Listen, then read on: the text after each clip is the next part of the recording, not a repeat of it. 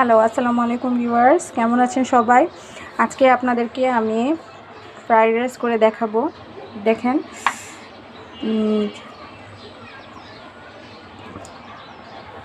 দেখেন এখানে vegetable fried rice করে দেখাবো আজকে। একদমই হচ্ছে শুধু ভেজিটেবল দিয়ে দেখাবো আজকে।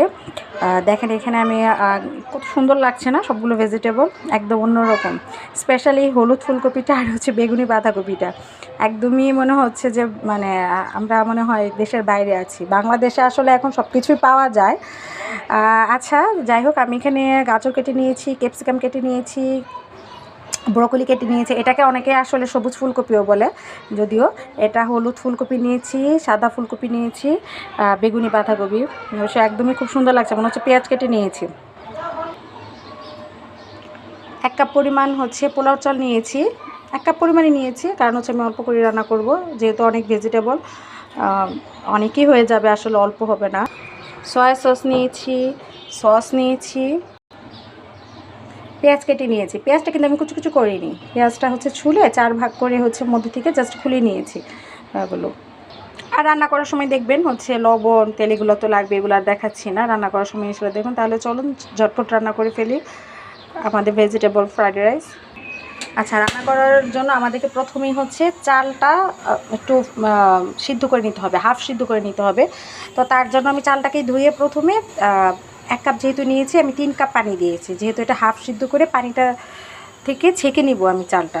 তো আমার চালটা হয়ে যাক হাফ সিদ্ধ, সাথেই থাকবেন। আচ্ছা, চালটা যখন সিদ্ধ করব তখন হচ্ছে অল্প পরিমাণে তেল দিয়ে দিব। এতে কী হবে, আপনার চালটা অনেক ঝরঝরা হবে। লবণ দিব না, এখন লবণ দিব না, হচ্ছে রান্না করার সময় একদম লবণ দিব। এখন লবণ দিলে চালটা অনেক নরম হয়ে যাবে, তাই শুধু হচ্ছে তেল দিয়ে আমি জাস্ট হচ্ছে সিদ্ধ দিয়ে দিয়েছি। দেখেন আমার পানিটা কিন্তু হাফ বয়েল হচ্ছে, তো আস্তে আস্তে গরম হচ্ছে। চালটা কিছুক্ষণের মধ্যে হয়ে যাবে। আর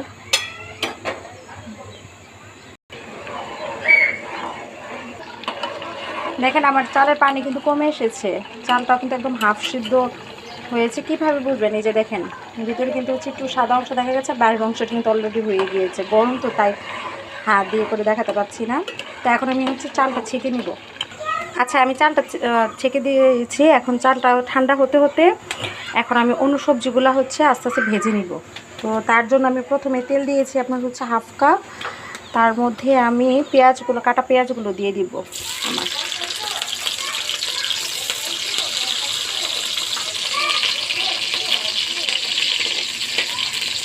পেঁয়াজটা আস্তে যদি ভাজা হয়ে যায়, তখন হালকা ভাজা হয়ে গেলে তখন হচ্ছে আমি ম্যাশ করা আদা রেখেছি, আদাটা দিয়ে দিব পেঁয়াজটার সাথে, তাহলে ফ্লেভারটা অনেক সুন্দর আসে। তারপর হচ্ছে আমি গাজর দিয়ে দিচ্ছি। গাজরটা দিয়ে দিচ্ছি যেহেতু গাজরটা একটু সিদ্ধ হতে একটু সময় লাগবে বেশি, সেই জন্য হচ্ছে প্রথমে দিয়ে দিচ্ছি গাজরটা। গাজর, তারপর হচ্ছে ব্রকলি, ফুলকপি। দেখেন অনেক সুন্দর লাগছে না দেখতে, দেখতে কিন্তু খুব কালারফুল লাগছে। এটা মেইনলি বাচ্চাদের জন্য হচ্ছে অনেক বেশি হেলদি, আর যারা হচ্ছে ডায়েট করেন তারা একটু তেলটা অল্প পরিমাণে দিয়ে খেতে পারেন। অনেক সময় তো দেখা গেছে যে আমাদের সবজিটা ভালো লাগে না, আবার যারা একদম পিওর ভেজিটেরিয়ান তাদের জন্য ভালো। আসলে এখন সবাই সবজি খায় নিজের হেলথের জন্য, এটা খুব ভালো। আগে থেকে এখন অনেকেই সবাই আসলে হেলথ কনসাস।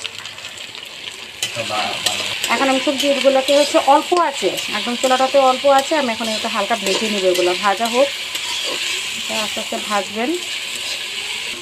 এখন এই ভাজাটার সময় অল্প পরিমাণে একটু লবণ দিয়ে দিচ্ছি, তাহলে হচ্ছে ভাজাটাও সুন্দর হবে, আপনার ভিতরের মধ্যে হচ্ছে লবণটাও যাবে না, তো পরে কিন্তু দেখা যাবে যে মিক্সচার হবে না লবণটা, সবজিগুলো ভাত খেতেও ভালো লাগবে না।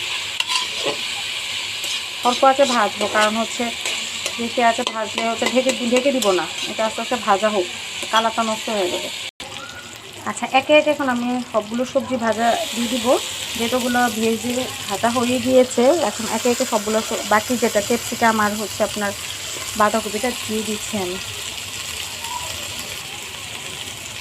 এখন হালকা দেখেন সবগুলো সবজি দিয়ে দেওয়ার পরে হালকা নেড়ে চেড়ে অল্প পরিমাণে ঢেকে দিব 1-2 মিনিটের জন্য। এখন অল্প পরিমাণে সয়া সস দিয়ে দিচ্ছি। আচ্ছা, এখন আমি হচ্ছে আমার চালগুলো দিয়ে দিচ্ছি। আজান দিচ্ছে।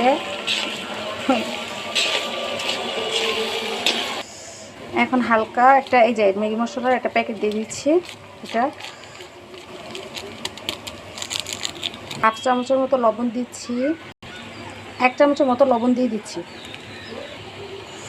আচ্ছা, আমি একটু সস দিয়ে দিচ্ছি। এই যে এখন হচ্ছে 2টা কাঁচামরিচ কেটে দিয়ে দিচ্ছি। এটা হচ্ছে হালকা ঝালের জন্য, যারা ঝাল বেশি খান দিবেন আরও বেশি। তো দেখেন হয়ে গিয়েছে, কত সুন্দর লাগছে আমার ফ্রাইড রাইসটা। বাসায় অবশ্যই ট্রাই করবেন ইনশাআল্লাহ। আবার নেক্সট ভিডিওতে দেখা হবে। আসসালামু আলাইকুম, টেক কেয়ার।